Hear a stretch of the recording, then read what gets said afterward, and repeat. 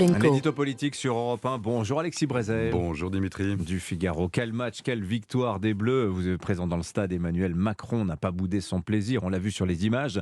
Son déplacement à Doha avait été quelque peu critiqué. Certains estimant qu'il prenait un risque. Il a été plutôt inspiré finalement. Oui, bien sûr, il a eu raison. Évidemment, il a eu raison. Et même si on avait perdu, il aurait eu raison d'y aller. Parce que franchement, les pinaillages de l'écologiste Yannick Jadot ou de l'insoumis Manuel Bompard, tout ça, c'était à côté de la plaque.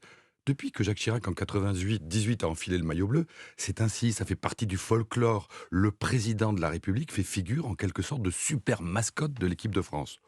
Autant on peut estimer qu'Emmanuel Macron en fait un peu trop quand il se mêle de téléphoner à Kylian Mbappé pour le retenir au PSG, autant là, il est dans son rôle.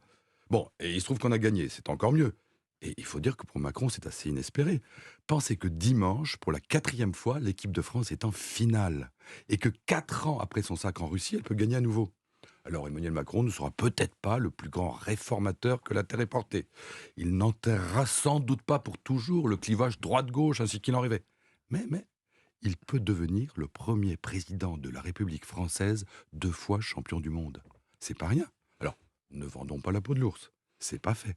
Mais enfin, on comprend que cette perspective lui donne le sourire. Alors en France, on craignait des débordements d'après-match. Alors point complet d'ailleurs dans le journal de 8 heures. Finalement, les violences ont été plutôt contenues. Ça aussi, c'est un succès. Oui, et ça c'est sans doute pour le gouvernement la victoire la plus importante, qu'il faut mettre celle-ci à l'actif de Gérald Darmanin.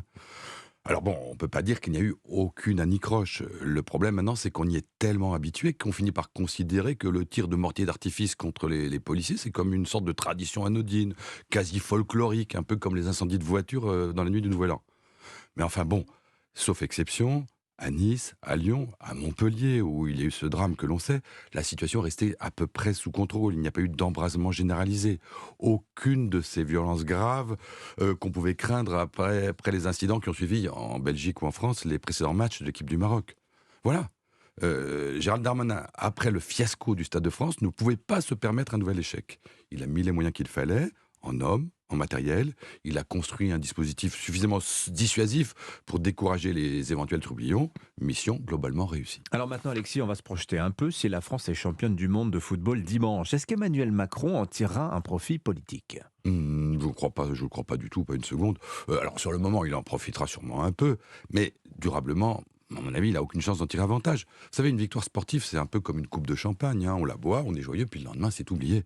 Regardez, en 98, alors que la compétition se passait à Paris, Jacques Chirac était président de cohabitation, il a pris 15 points de popularité, mais le soufflet est très vite retombé. Et rappelez-vous, cette victoire black, blanc, beurre, comme on disait à l'époque, n'a pas empêché Jean-Marie Le Pen d'être président au second tour en 2002. En 2018, plus près de nous, lorsque la France l'emporte en finale contre la Croatie, Emmanuel Macron n'en profite pas du tout. Au contraire, 3 jours après la réception des Bleus à l'Élysée, éclate l'affaire Benalla. Et pour le président, c'est le début des ennuis qui, d'ailleurs, depuis, n'ont pas vraiment cessé.